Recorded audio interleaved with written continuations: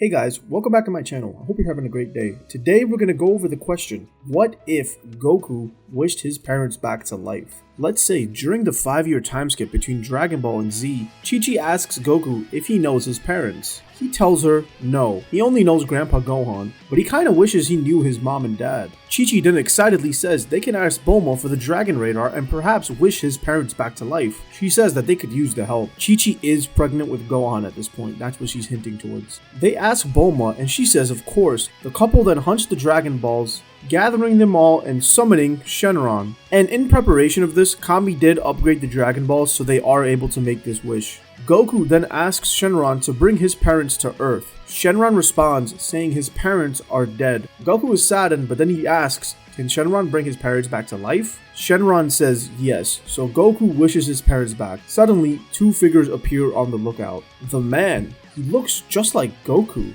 Gine and Bardock look around in confusion. Gine sees Goku and reaches out, touching his face and saying, Kakarot? Bardock instinctively presses his scouter and he's impressed. He tells Kakarot, your power level has increased so much. He's still so much weaker than Bardock himself, but seeing this improvement has made him proud, saying that Kakarot was destined to be a low-class warrior for his life, but if he can increase his power level this much, maybe they were mistaken. Goku is confused and he asks, who's Kakarot? Gine then worriedly touches his forehead and says he should know this. His name is Kakarot and that he's from the planet Vegeta. That's when she also notices his tail is gone. Bardock then says he must have hit his head when he was a kid, and that's when Goku remembers his grandpa did tell him that he bumped his head. Goku then asks how they died. This is when Bardock gets angry as he remembers Frieza. Bardock then explains the Saiyan history and hierarchy to Goku, and Goku asks why he wasn't with them when their planet blew up. Bardock says they sent him away in case Frieza was planning to do something evil. Realizing this, Bardock immediately crushes his scouter. He could be listening to them right now. Thankfully, Frieza didn't hear, but they have to be careful. Goku then brings his parents to his home and eventually Gohan is born. Over the time, Goku explains to Bardock about the training he's been doing his whole life, and Bardock realizes maybe this is the way they can get strong enough to fight Frieza. Perhaps by sparring together, they can grow in power. Obviously, Goku is going to benefit way more in the coming years, but Bardock does learn a bunch of different techniques from Goku. And now, with Bardock and Gine alive, when Gohan gets old enough, Chi-Chi allows him to train alongside Goku. Gine then mentions to Chi-Chi that Gohan can be both a scholar and a warrior, and excitedly says he might be the first Saiyan scholar in the history of the universe. 4 years have passed since Goku wished his parents back, and now it's time for the reunion at Kame House. When Goku and his family arrive, everyone is shocked. Goku has a twin and a son? What's going on? Bardock introduces himself. He's Kakarot's father, and he's also very impressed at these humans' powers. He tells them that he sent Kakarot to this planet because of its low power level. He didn't think humans could get this strong. Krillin laughs and says he always thought that Goku was an alien. As Bardock continues explaining, they all sense a massive energy heading in their direction. Raditz arrives at Kame House, and he's baffled. Kakarot? Father? Bardock is equally shocked. Goku then confusingly says, Raditz? As in his brother? Bardock and Gine told Goku about him, but they thought he was dead. Raditz is stunned, and the only thing he can say is, how? This is when Goku blurts out he wished Bardock and Gine back with the Dragon Balls.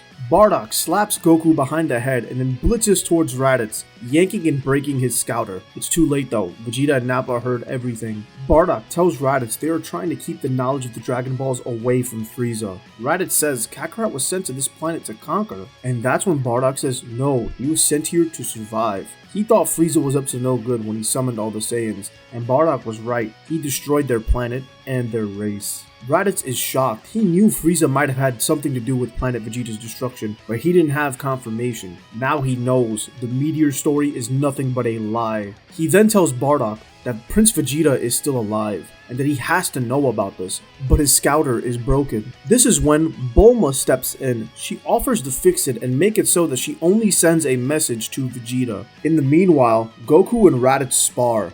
Goku is much stronger than him at this point. Raditz is shocked. He thought Kakarot was a low-level warrior. How can he be stronger than him? Bardock then tells him that low-level warriors can train to become elite, and that Kakarot has spent his whole life training. He then reiterates that Saiyan potential is so vast that Gohan, this little child, might be stronger than him. They then inform Raditz that they don't even need scouters to sense energy.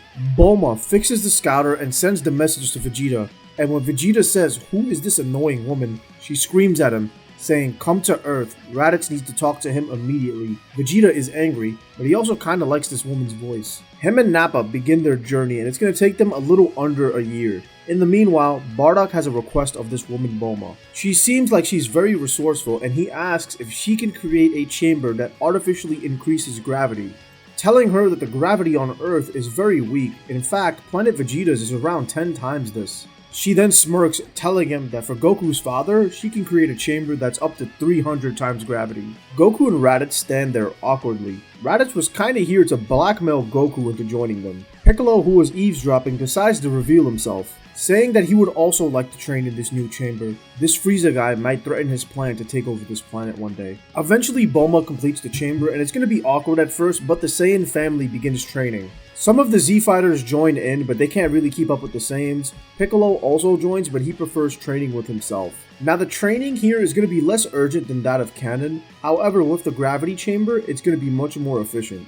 Bardock is by far the strongest, but Goku, Raditz, and Gohan are catching up surprisingly quick. Piccolo also sees a huge power boost from his canon counterpart, considering he didn't have to waste much of his time watching and babysitting Gohan. Now Bardock's power, after training 4 years with Goku and then 1 year in this gravity chamber, is at a whopping 3 million, while Goku, Raditz, and Gohan are all around 1.5 million. Now, some people might think this is extreme, but remember, Goku in canon went from a power level of 10,000 to around 100,000 with 6 days of gravity training. If anything, I'm underpowering the Saiyans, and as for Gohan, since he's been raised as a fighter from birth, he has no hesitancy. Now, during this year, Raditz has learned to sense ki, and he's still weird around Kakarot and Gohan.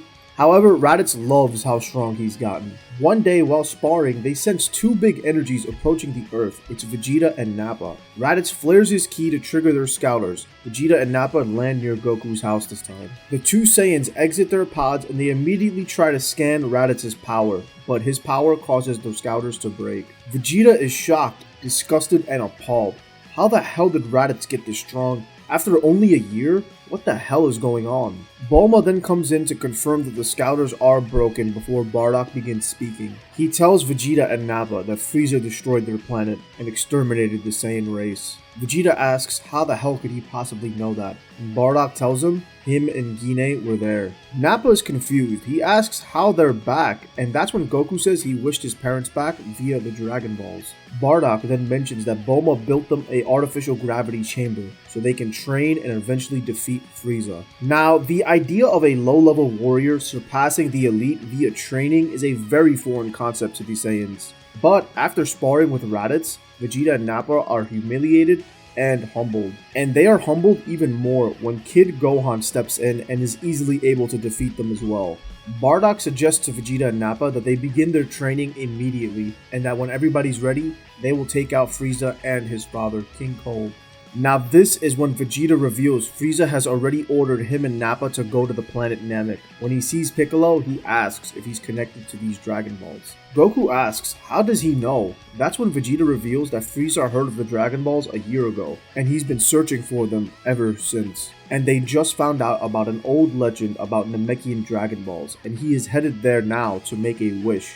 Bardock, Goku, everyone is shocked. They have to get to planet Namek first. They have no idea what kind of evil wish this Frieza guy is gonna make. They begin to prepare.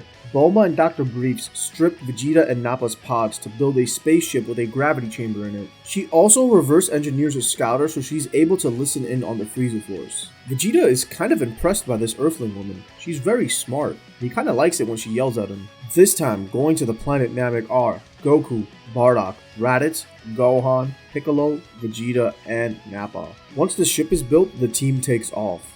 Bardock takes charge of Vegeta and Nappa's training, goading the prince, telling him that if he ever wants to pass his low-level sons, he's gonna have to work harder than he's ever worked before.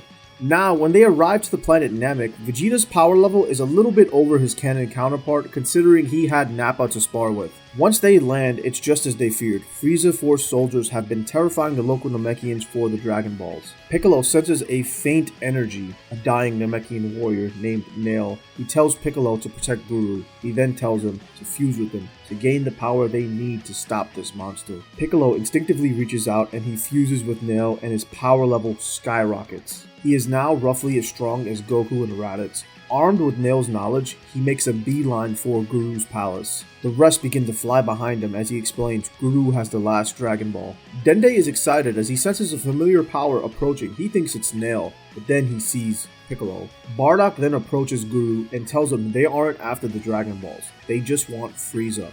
Now before they leave, Guru offers to unlock the potential of Bardock, Goku, Gohan, and Piccolo. Piccolo has softened enough for Guru to consider him a good guy, especially after he fused with Nail. However, unfortunately, Raditz, Vegeta, and Nappa still hold some malice in their hearts, making them unworthy in Guru's eyes. Their power levels skyrocket, and they sense the Frieza Force approaching. The Saiyans and Piccolo brace themselves as the Ginyu Force arrives. This time, they are no match for the group, and they are taken out with relative ease. Captain Ginyu doesn't even get a chance to body swap with the frog this time. Zardon and Dodoria then approach. Vegeta yells, "They're mine," before blitzing the two, eliminating them with no difficulty. They then sense a monstrous energy approaching as Frieza arrives. Piccolo and the Saiyans all put their guards up in unison. Frieza is amused. He's surprised there's this many monkeys left. As he's glancing over everybody, he shudders a little bit when he sees Bardock. Didn't he kill this one before? How is he here? He then begins to maniacally laugh. There must be other planets with wish orbs just like the ones on Namek, and this serves as confirmation that the conquest of this dumb planet is worth it. Bardock screams Frieza's name before charging him. In his first form, Frieza doesn't stand a chance. Remember, Bardock's power pre-Namek was 4 million, and he just got his potential unlocked. He is far above first form Frieza. Vegeta, Raditz, and Nappa all look on in awe at Bardock, a fellow Saiyan. His power is incredible. Frieza is eventually able to catch a break and he goes into his second form. He is weaker because of the damage that Bardock caused to him, but he is now able to hold his own against the Saiyan and even push him back. Focusing his power, he's eventually able to knock Bardock down with ease. This is when Piccolo, Raditz, Goku, and Gohan begin their assault. Between the four of them, they are able to overpower second form Frieza. Piccolo charges a special beam cannon as Raditz charges a double Sunday. Meanwhile, Goku and Gohan charge up a father-son Kamehameha, all launching simultaneously at Frieza. However, an explosion of energy disrupts their attacks and Frieza reveals his final form. And as he continues powering up, his transformation knocks everyone back to the ground. With a power level of around 40 million, no one stands a chance. Remember, Goku doesn't have Kaioken at this point, so he can't boost his power. Vegeta and Nappa begin to get enraged waiting around, and they decide to charge in at Frieza. Frieza laughs as he begins to torture them with death beams. He fatally wounds the two of them before looking at Piccolo. He launches another death beam focused at Piccolo's heart, killing the Namekian warrior. Gohan yells out in rage as he sees Piccolo die in front of him. He has built a bond with him over this year. Gohan is the reason his heart softened enough to make him worthy of Guru's potential unlocking ritual. Gohan launches at Frieza and he catches Frieza off guard with his power, but once Frieza gets his bearing, he grabs the half-breed. Goku, Bardock, and Raditz look on in horror as Frieza pummels the young warrior. Frieza, noticing how much they seem to care, drops Gohan in front of the trio. Gohan weakly looks up at his father, reaching out before he's thrust back in the air. Frieza begins to laugh once again as he blows Gohan into nothing. Raditz finds himself shocked and angry, but then he looks over at Goku and Bardock. Something has changed inside of them. They let out an angered scream in unison as the two of them transform into Super Saiyans. Frieza is terrified. He goes into his max power form, but it doesn't matter. Just one of these Super Saiyans is enough to completely destroy him. Two is complete overkill. And with Bardock there, he's not going to show Frieza any mercy. He's going to erase him completely. Vegeta and Nappa look on in amazement before they eventually pass away from their injuries. Goku and Bardock eventually calm down, nearly collapsing from the power surge. They look on solemnly before hearing a voice. It's King Kai. He's been watching them. He tells them to wish Piccolo back with the Namekian Dragon Balls. They ask Elder Guru and he grants it to them, allowing Porunga to wish back Piccolo, which conversely brings Kami back to life. King Kai then tells Kami to summon his dragon. asking Shenron to bring back everyone who was killed by Frieza or his soldiers. All the dead Namekians rise and they begin celebrating. Goku and Bardock look on as Gohan runs into their arms. Bardock has spent over 5 years with his grandson at this point. Of course he's going to care about him and even love him. Vegeta then tells Bardock that him and Kakarot transformed into the legendary warrior, a Super Saiyan. He then tells them not to get floppy because he's going to ascend and take his place as the strongest Saiyan. Him and Nappa decide to travel back to Earth with the group. Now we have around a year before Future Trunks arrives. And in this time, Goku and Bardock learn to activate Super Saiyan at will, gaining full control of it. Raditz is actually able to transform as well, but he can't yet hold the form. Even young Gohan has brief surges of power where his hair flashes golden, but he's unable to fully achieve the form. Vegeta and Nappa spend most of their time at Capsule Corps using Bulma's gravity chamber. Her and Vegeta do end up getting together and Trunks is still born. In all my what ifs, I'm going to do my best to make sure he's born because he's one of my favorite characters. While training one day, Bardock and Goku sense a massive energy approaching the Earth. It kind of feels like Frieza. King Cold has tracked down the Saiyans and he's here for revenge. The Z fighters all rush over, but to their surprise, someone has beat them there. Future Trunks executes King Cold in his cold Super Saiyan fashion, looking maximally drippy. He then turns around and is confused when he sees 2 Gokus. He is stunned, but he mumbles something about timelines before asking to speak to the Gokus. Bardock then tells him he's not Goku, he's his father, and then Trunks begins to explain how in his timeline, the androids came and destroyed everything, ruining his future, and he came back to the past to warn and help everyone. He gives Goku his heart medication before telling them they have 3 years before the first attack. He tells Goku he's going to be back in 3 years. Bardock and Goku are confused. How strong could these androids be if Trunks couldn't win? He defeated King Cold with ease. They feel uneasy, but they're also weirdly excited. They tell everyone and the training begins. In the time skip, of course, everyone is going to grow extremely strong. All the Saiyans have mastery over Super Saiyan 1 at this point. It truly is a Super Saiyan bargain sale. Vegeta and Nappa training together help the both of them grow immensely. The Saiyans are all relative to each other, but Bardock and Goku are still the strongest. During the 3 years, Gohan and Raditz have formed a tight bond. Raditz eventually grows to love and appreciate his nephew. Piccolo is actually still one of the top dogs. He's around the level of Super Saiyan Vegeta and Nappa. Remember, he got his potential unlocked and he fused with Nail. He's no pushover. You can kind of tell who my favorite characters are. Now the humans, who aren't really a big part of the story, are still stronger than their canon counterparts, but they're not going to be much help against the androids. Now the 3 years pass and the day comes when the androids are supposed to attack. The fighters make it to the city, and while searching for the androids, Yamcha gets jumped. He's able to escape this time without receiving a grave injury. Goku then tells Jiro and 19 to fight him somewhere quiet. He takes them out into the open area and their fight begins. Goku transforms into a Super Saiyan while fighting Android 19, but eventually he collapses due to the heart virus. Raditz takes Goku back home to get the medication, cursing his foolish brother Kakarot for not taking his medication earlier. Vegeta still phases Android 19 and dismantles him in the same way as canon. Still a perfect badass Vegeta moment.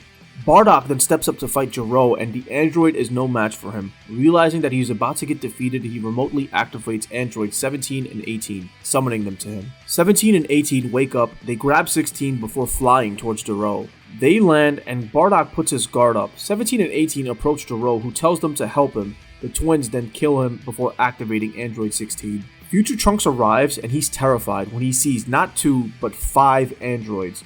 Recognizing androids 17 and 18, he goes into attack, but he's easily defeated. All the other fighters fall one by one to 17 and 18, who leave with 16. 18 still has her moment with Krillin, and he folds.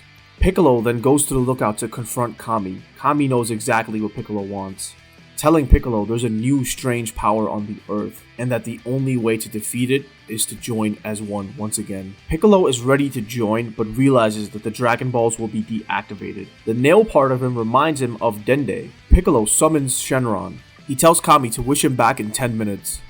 Piccolo wishes to go to Dende on the planet Namek. Elder Mori and Dende are in the garden when Piccolo arrives. Dende instinctively hugs him, and Piccolo tells him he needs Dende to come to Earth with him. He needs him to be the Earth's new guardian and to reform their dragon. Dende agrees, but before he goes, Elder Mori unlocks his potential and wishes the child luck. Piccolo is wished back to Earth by Kami and the two of them fuse. Piccolo regroups with the Z-Fighters at Kame House when news of a strange creature attacking reaches them. Piccolo then launches towards the creature. Imperfect Cell has been feeding on the city this whole time.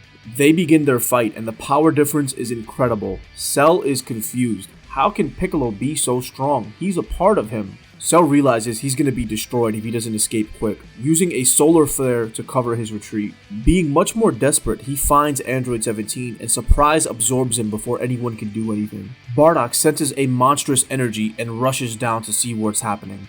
He arrives to see a semi-perfect Cell stalking Android 18 while 16 desperately tries to hold them back. 16 tells 18 to run as he self-destructs. He damages Cell, but it's not enough to stop him.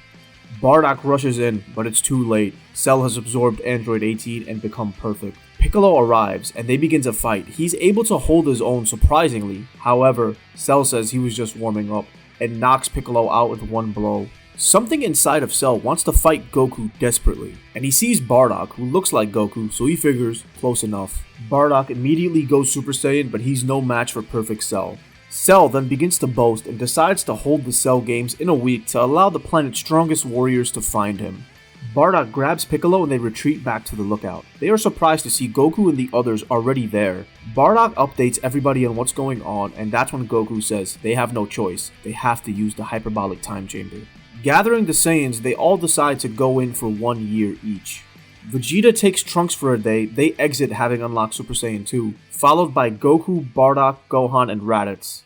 Goku asks Bulma if she can give them capsules with food and water to last so they don't have to worry about supplies.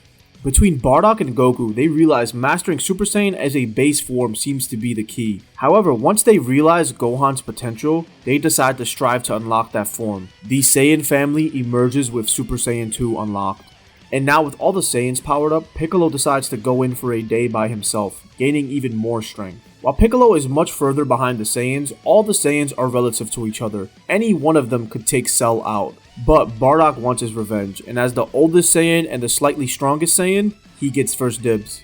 They begin their fight, and Cell is appalled. How the hell did Bardock get this strong in a week? What is his secret? And the thing that offends Cell the most is that Bardock seems to be holding back. Cell thinks to himself he can't lose. He's perfect, right? In the split second of thought, Bardock lands a huge gut punch, causing Cell to writhe in pain as he spits up Android 18, reverting back to his semi-perfect form. Bardock continues his assault to the point where Cell decides to self-destruct. Everyone realizes what's happening, but Bardock throws Cell up into the air and tells everyone to fire up their energy now. Everyone launches powerful blasts at the bloated Cell, launching him further out into space where he safely detonates. The Cell saga concludes with everyone staying alive. Summoning Shenron, they wish for everyone killed by Cell to be restored. And following his love connection with Android 18, Krillin wishes for the explosive devices in the androids to be removed. So now, during the 7-year time skip between the Buu saga, everyone continues to train and get stronger. With all the Saiyans being alive and periodically training with each other, eventually they all unlock Super Saiyan 2. But Bardock and Goku realize there's levels even beyond this, and they work to achieve it. Vegeta is determined to stay the strongest, and he also desires the power beyond Super Saiyan 2. He trains with Nappa whenever he's off work, because Nappa works as Capsule Corp's head security advisor. Goten is stillborn during the time skip, and with both Bardock and Goku around, he wants to train even more. Gohan's story remains largely the same during this part. He still goes to high school and meets Videl. The only difference is he's kept up with his training. One day, while walking home from groceries, Goku notices a sign for the World Martial Arts Tournament, and he decides to join. Him and Bardock are curious to see who's the strongest. And with the bat signal going up, the roster is much different this time, being dominated mainly by Saiyans. Tien, Krillin, and 18 still join alongside Goten and Trunks. Everything progresses relatively the same. Gohan gets jumped by Spopovich and Yamu, and Supreme Kai tells the fighters to let it happen. Goku asks Raditz to stay behind and protect everyone just in case something goes wrong. Once the Majins escape with Gohan's energy, Shin tells the Z-Fighters to follow them. Kibito then says he'll heal Gohan and they will follow shortly behind. Shin tells them about Majin Buu and how Babidi wants to unleash this creature and they cannot allow that to happen. Bardock, Goku, Vegeta, Gohan, Piccolo, Krillin, and Shin land But before they can plan, Deborah sneaks up on them, spitting on Piccolo and Krillin. He attempts to kill Kibito, but Bardock steps in. Bardock begins to fight Deborah while the Saiyan trio goes into Babidi's ship. Bardock absolutely mollywops Deborah. On Babidi's ship, the Saiyan trio's battles go largely the same. But despite their best efforts, unfortunately, due to the energy that was stolen from Gohan and him being much stronger, Majin Buu is released. The Saiyan trio quickly escape as Buu's hatching destroys the entire ship. They then see this pink blob. This is Majin Buu? He doesn't look that strong. Babidi starts cackling, saying that Majin Buu will destroy them easily, but the Saiyans don't seem deterred. They begin to play rock, paper, scissors. Of course, Goku wins, and he decides to show off Super Saiyan 3. With a single ki blast, he erases Buu, but Buu regenerates. Goku blows Buu up once again, but still, the blob regenerates. That's when Vegeta yells at Kakarot, saying he has to put effort into his blast to end this blob once and for all. During this conversation, Buu begins to get angry, really angry. He actually spits another Buu out, a gray, sickly looking Buu. Everyone is shocked and disgusted, but they're even more shocked when the gray Buu and the pink Buu start to fight. The sickly looking Buu eventually turns pink Buu into candy and eats him, creating Super Buu. Super Buu is the strongest version of this Majin yet, but the Saiyans aren't impressed. Between 4 Super Saiyan 3s, Super Buu and Babidi don't stand a chance. The wizard and his creation get destroyed very easily, and the Buu saga ends with the Saiyans victorious. Shin and Kibito are so impressed by these mortals, they offer them a chance to train on their world under them. Bardock is interested. He wants to see what these Kais have to offer him. Gine understands, and Bardock says his goodbyes. And now, in true Dragon Ball fashion, we're gonna skip forward once again. 5 years pass between Buu and Beerus, and Bardock's training with the Kais has gone tremendously. After training non-stop, he's learned a bunch of new techniques, and he teleports to Earth frequently using the Kai. And also during this break, I'm assuming the Z-Sword would get trained with and broken, leading to old Kai being released. And since there's no immediate threat, there's no need for him to offer the potential unlock, and I don't think Bardock would be interested in this anyways. So when Lord Beerus wakes up, Bardock is actually able to sense this along with the Kais, being adept at sensing godly ki. Beerus arrives to the Kais planet and asks Bardock if he's ever heard of the Super Saiyan God. Bardock tells Beerus no, and as Beerus is about to leave, he notices something. Noting that Bardock seems to have trace amounts of God ki within him, he asks Bardock if he would fight him. And of course, Bardock's not going to say no, so the two begin to fight, and Bardock shows off perfected Super Saiyan 3. Beerus is impressed by this, but it's nothing to him, and he swats Bardock away like a fly. Beerus then says he's going to go to Earth to ask the other Saiyans if they know anything. Bardock Kai-Kais them to Bulma's party, where Vegeta remembers Lord Beerus. He asks the Saiyans at the party if they know anything about a Super Saiyan God. Goku asks Bulma if they can use the Dragon Balls to ask Shenron. She of course allows it, and they ask Shenron, who reveals to them the ritual of the Super Saiyan God. Beerus chooses Bardock to be the recipient of this god power. Bardock becomes a Super Saiyan God, and him and Beerus have an epic battle. And after the conclusion of this epic battle, Whis offers the Saiyans the opportunity to come with him and train on Beerus' planet. Goku, Raditz, Vegeta, and Bardock accept and go to Beerus' planet immediately. Bardock is so much further ahead of them, but eventually Goku, Vegeta, and Raditz unlock their own god forms. The Resurrection F saga happens very similarly to that of canon, in that Frieza is brought back to life, he trains, and he unlocks Golden Frieza. This time, when they invade the Earth with the Frieza Force, the Z-Fighters hold their own much easier than canon, prompting First Form Frieza to join the fray. Nappa and Gohan decide to step up to fight the Tyrant, and Frieza is stunned when the two Super Saiyan 3 warriors are enough to push him into his golden form. The battle quickly turns against Nappa and Gohan, but just in the nick of time, Bardock Kai-Kais the other Saiyans from Beerus' world. Everyone is itching to fight, but this time Raditz steps up and he faces Golden Frieza. He shows everyone his Super Saiyan God form. And at this point, Super Saiyan God Raditz is stronger than canon Super Saiyan Blue Goku. And also with Frieza fighting in his golden form against Nappa and Gohan, he's already a little exhausted. Raditz destroys the Tyrant before he can plan or do anything, finally getting his moment to save the day. The Saiyans stay on Earth for a while, updating everyone before returning back to Beerus' planet for training. So when the time comes for the Universe 6 saga, everything changes because Bardock, Vegeta, Raditz, Goku, Nappa, and Gohan are chosen to fight. Raditz goes first and he basically wipes everyone in Universe 6 out. It is down to Universe 6's last hope, the assassin, Hit. Raditz begins his fight with Hit and he immediately goes Super Saiyan God, but it's apparent that this is not enough to defeat Hit.